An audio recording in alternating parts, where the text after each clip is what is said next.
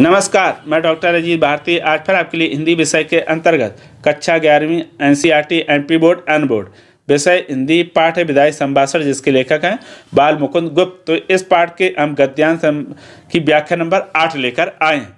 तो देखो, प्रश्न कुछ इस प्रकार से पूछे जाते हैं गद्यांश से संबंधित। निम्नलिखित गद्यांश की संदर्भ प्रसंग सहित व्याख्या कीजिए। या तो ऐसा दिया होगा, नहीं तो फिर ऐसा भी दिया रहता है कि निम्नलिखित गद्यांश की संदर्भ प्रसंग व्याख्या और विशेष सहित कीजिए। ठीक है, तो सबसे पहले क्या करेंगे, जब भी परीक्षा में ऐसे गद्यांश आते हैं इनको कम से कम 2 या 3 बार पढ़कर समझ लेंगे, उसके बाद ही आंसर लिखें। यहाँ मैं सिर्फ एक बार पढ़कर समझूंगा। ठीक है, तो चलो शुरू करते हैं। अब आगे भारत, मैंने तुझसे सब प्रकार का लाभ उठाया और तेरी बदौलत वह शान देखी जो इस जीवन में असंभव है। तूने मेरा कुछ नहीं बिगाड़ा, पर मैं तेरे बिगाड़ने में कुछ कमी न की।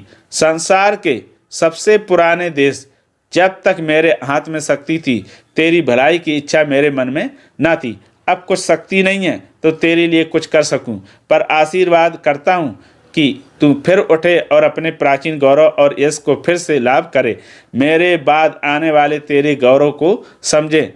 आप कर सकते हैं और यह देश आपकी पिछली सब बातें भूल सकता है, पर इतनी उदारता माय लॉर्ड में कहाँ। ये हो गया गद्यांश।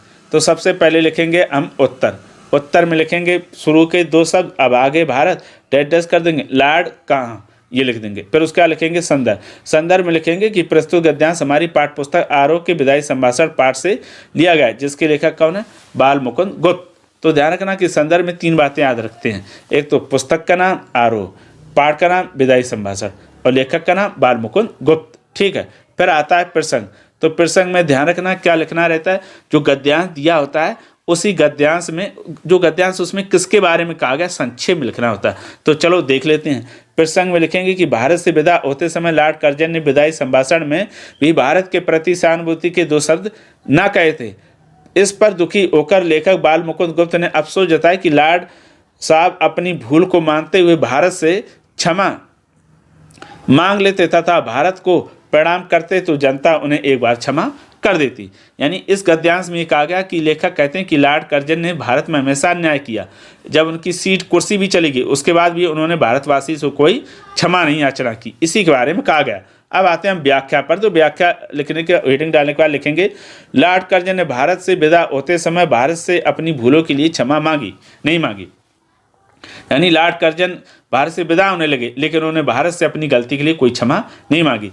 इस दर्दनाक घटना पर लेखक ने लॉर्ड कर्जन को सलाह दी कि वे नर सुल्तान नाम के एक राजकुमार के समान भारत को कम से कम प्रणाम करके तो जाते, तथा विदाई संभाषण में कहते कि भारत देश, तू अभागा हीरा, तूने लॉर्ड को सब कुछ दिया, सोने की कुर्सी जैसी शान शौकत दी। भारतवासियों ने लॉर्ड को कुछ नहीं बिगाड़ा, पर लॉर्ड ने भारत को बर्बाद करके रख दिया।